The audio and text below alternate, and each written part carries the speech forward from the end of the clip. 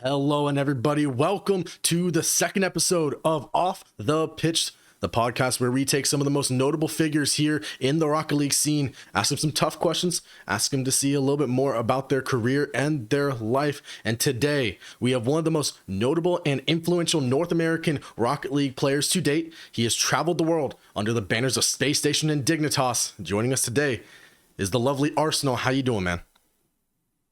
Hey, what's up, y'all? You feel me? It's your boy Arsenal, man. I'm feeling good. I'm excited to talk and have a chat with the big Kevdog, and it's a pleasure having you here with me. Yeah, man, I appreciate you coming on. I know I just DM'd you out of the blue being like, yo, man, you want to hop on this podcast? I haven't even started yet. And you're just like, let's do it. So I greatly appreciate you being here. But your career has been a very long time, 6 years from the first time you've entered RLRS all the way up to your retirement. And you've been on three teams, three named teams, but multiple rosters in between from 2018, starting with the Peeps, where you made RLRS with Gyro and Pirates, a former pro turned CRL legend. And then you went on to having two organizations and only two organizations for your entire career, with Space Station for under roughly about 4 years, and this final run with Dignitas as well. Tell us a little bit about like kind of how you have seen your career progress. Well, I would say early on in my career, I went through a lot of struggles that I don't think a lot of people like know about. It's always rough coming up in the community, and you're getting like hated on, and people are calling you trash, and like I mean, even like notable figures in the community. Like I don't think it was anything personal, but it's that competitive edge that Yeah. if you don't have it and if you don't have the mental, you'll never make it to the top. So yeah, I went through a lot. People like yo, Arsenal Buns, he trash, he did it. And I always had that mindset of like, I love them saying this because once I get better than you, you're not gonna be able to say nothing to me. Like Yeah. that was my mindset. So as I'm grinding, as I'm getting better, as I'm improving and winning and winning and winning, it's like, what y'all gonna say now? You feel me? They start getting a little quiet, and I was like, oh, we lit in this jump. I mean, But yeah, yeah, let's talk a little bit about those wins as well. You have 4 RLCS regional wins, 48 RLCS appearances, and 4 RLRS appearances, 7 major runs, 2 Worlds runs under your belt in that span of 6 years. And that all started with your first notable run in Season 6, RLRS with the Peeps.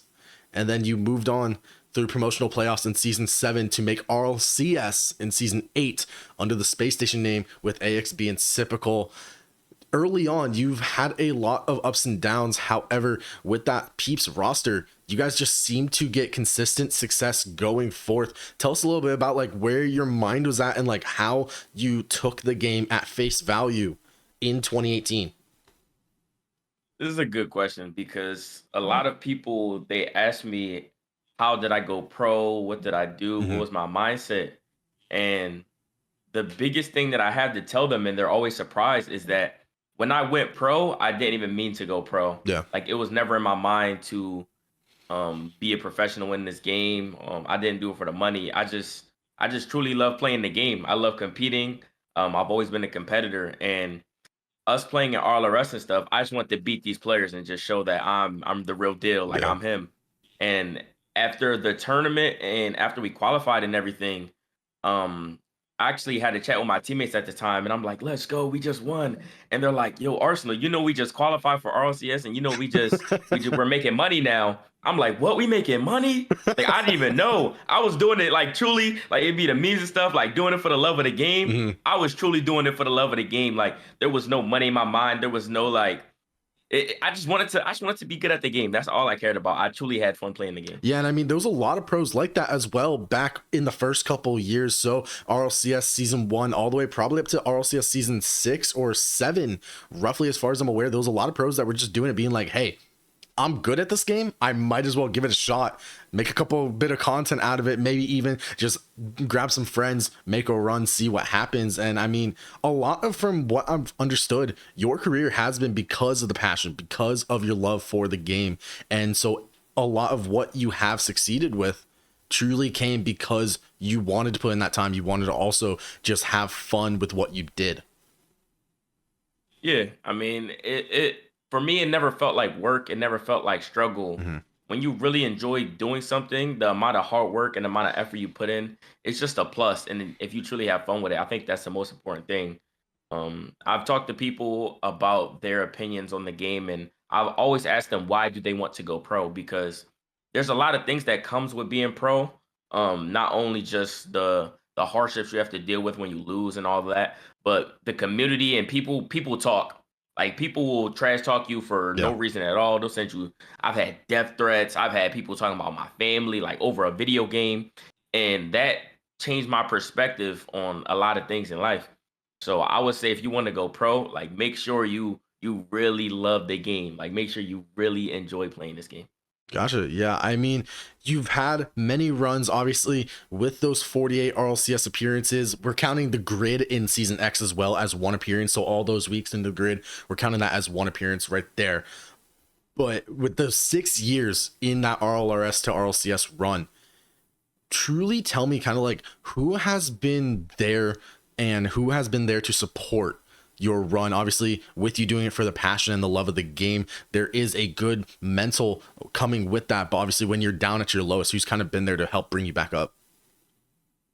To be honest, um, it's been a wide variety of people, Mhm. from my family to friends I made in the game to my friends that I already had before I even started playing this game. It's been a lot of people. I can't really single out just one, because there's been a lot of moments where whether one person can't help me, the other one can. Yeah. And I just truly thank them all for the impact that they had on me. Especially my mom. She's very emotionally intelligent. She lets me know when I need to like take a break and take a step back and just see things for what it is. And she's also very God driven. Like she keeps me on that path, and she put me on that path, and since then I haven't strayed away from it. Yeah, we're gonna get to that religion aspect of your life as well later down here in the podcast. But of course, with your time, you have just recently announced your retirement. You had an entire video. There was a heart-touching video at that as well. But with the retirement, kind of like what's the life after retirement? I mean, you are into content, you're streaming, I believe every single day, videos almost every single day, as far as I'm aware as well. Tell to me a Mhm. little bit about like your life after retirement.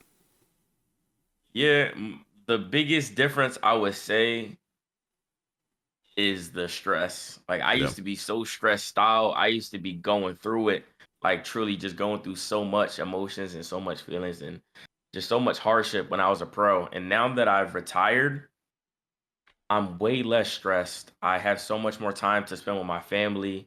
I have so much more time to do things I genuinely enjoy outside of gaming and truly finding out who I am. I love cinematic things. I love bowling. I love sports. I love just talking to people about things that truly matter. Mhm. And after retiring, I'm able to pursue those things. And of course, content is a big part, because I feel like content, I get to just put myself out to the world Yeah. and truly show them exactly who Arsenal and Shaka is.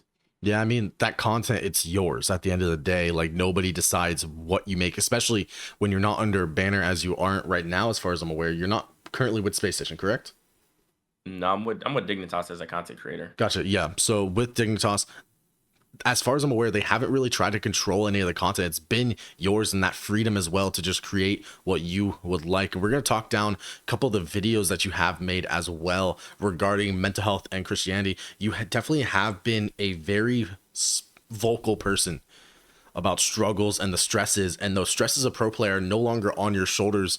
However, you still did want to do content runs. And I mean, you just did one recently. We finished it up yesterday. Little Step Bros with Alpha Cap and Guh, where you just placed top 24 in North America. How was it playing without that stress of being a pro player, without the like, hey, I have to perform, I have to perform? Kind of how, like, what was the different in mindset there? Yeah, I mean, that was the most fun that I've had in a while. Like competing without the stress and just getting to laugh and joke and just even like in game stuff that was happening. It's just if you get scored on, it's not really like a mental fatigue you're kind of going through. It's like whatever. Like we Yeah. just we just having fun. We're chatting, hanging out with the boys. It's like any other day, to be honest, for me. And I think that was the best part for sure. Fair enough. I mean, even with that, you guys had a great run moving between day 1 and day 2 where you had to go down to that lower bracket, and then going into day 3 as well, where you guys still looked really good as a team regardless of really the stress not being there.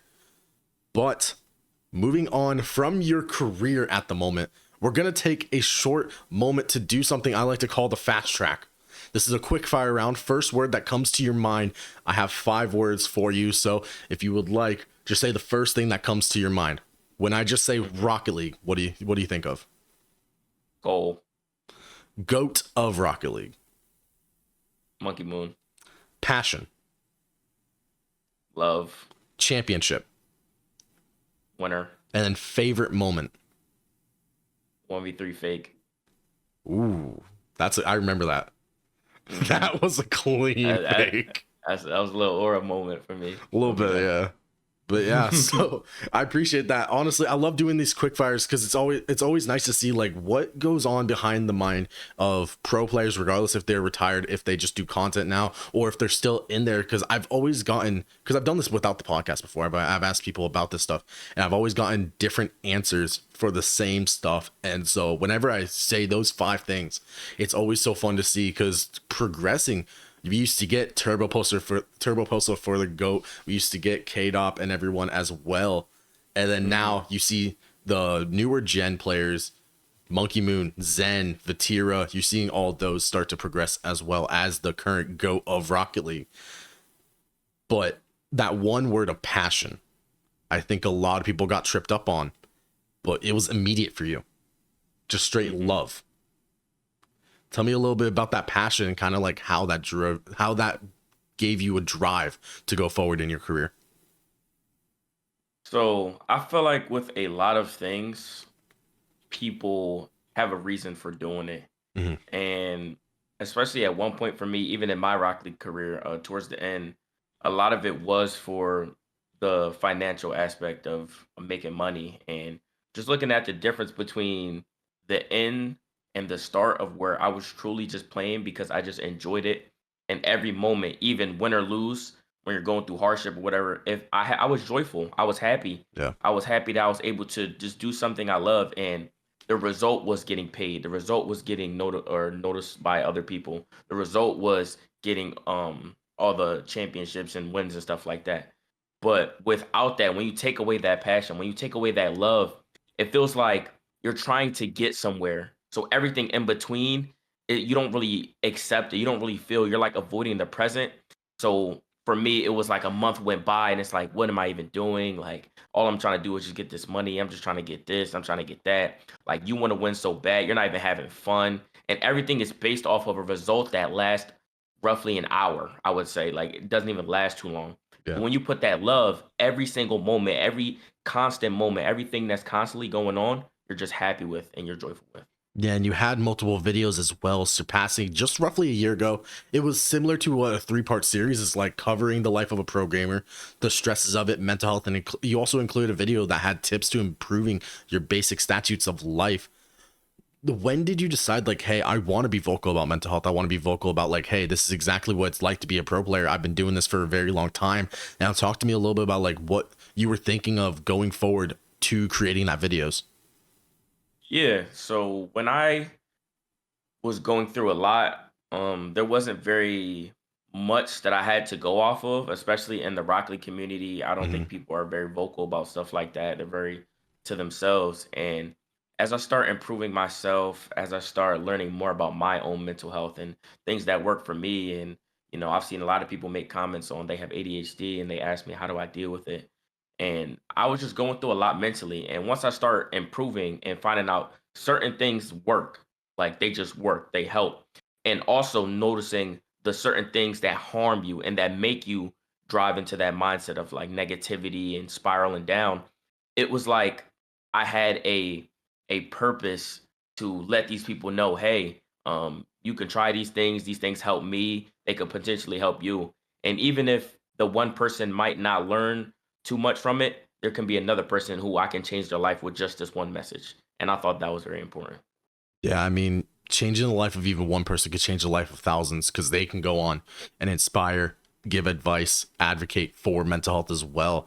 And I genuinely commend everything you've done with the videos between Christianity, mental health, ADHD, tips to being better, the life behind pro play as well. It genuinely has given so many a different perspective. A lot of people think pro players are just like, let me just hop on this game. I'll play for a couple hours a day, make sure that my mechanics are good, and then let me go win thousands of dollars. No, it truly does come Hmm. with a lot of stress, mental health, like unfortunate situations as well.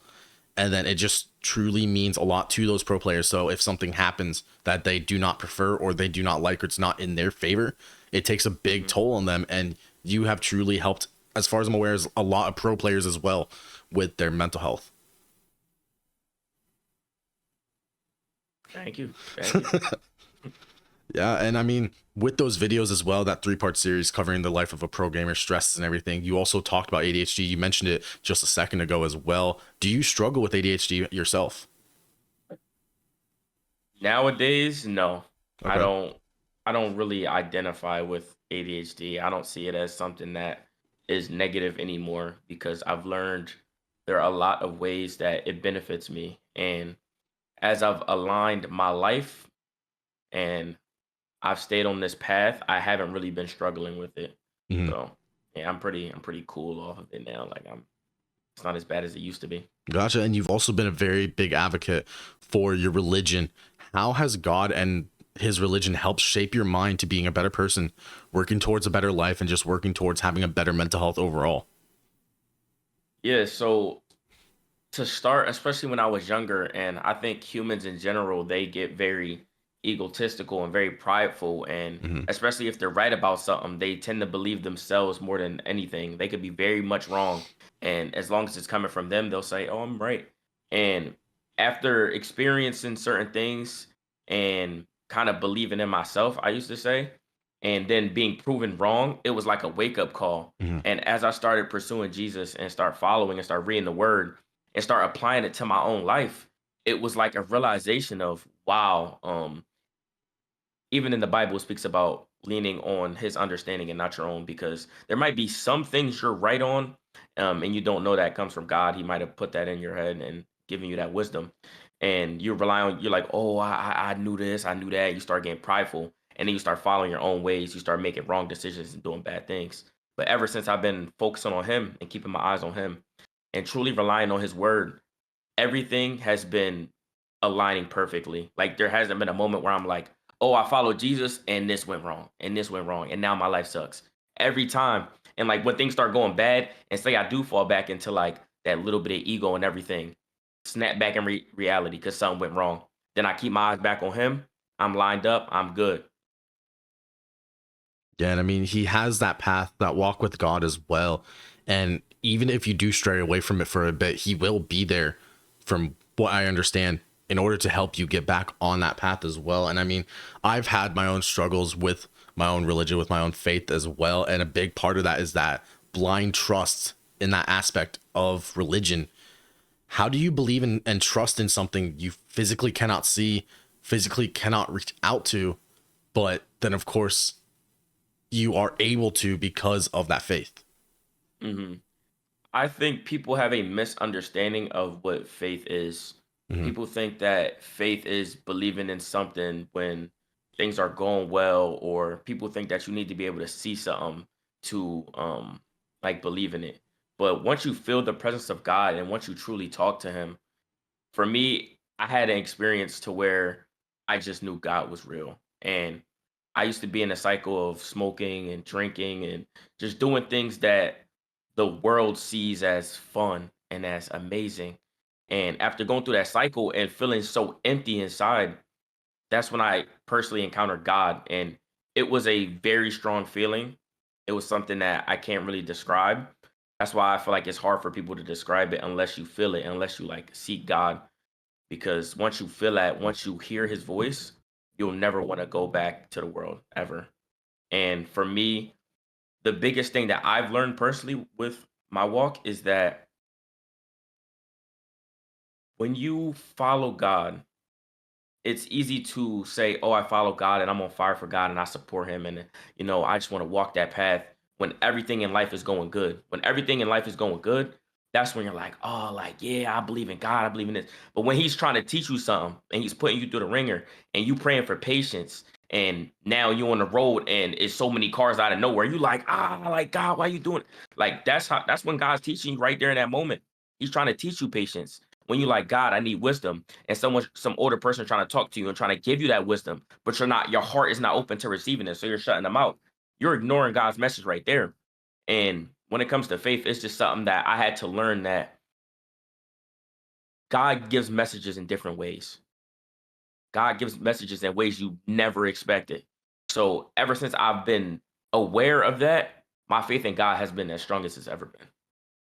Yeah, and I mean, those different ways as well, does it come in forms of circumstance, like meeting somebody you haven't seen in a very long time that has started their walk with God as well? Or can it just be as simple as, hey, this person tried reaching out to you, you had that conversation, but then at the end of the day, you don't know exactly what to take of it? Because with those people that do struggle with their faith, how do we know exactly, like, this is a sign from God? Because obviously, like, a lot of people will take it as, oh, it's just a coincidence, it's not something I Mhm. need to take to heart.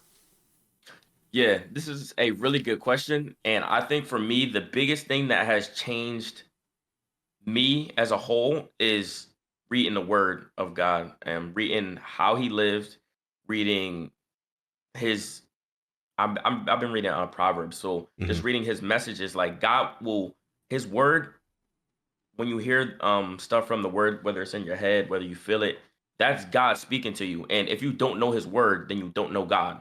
Like, before, I didn't read the Bible. I didn't. I would say I would pray and I would try to listen for God.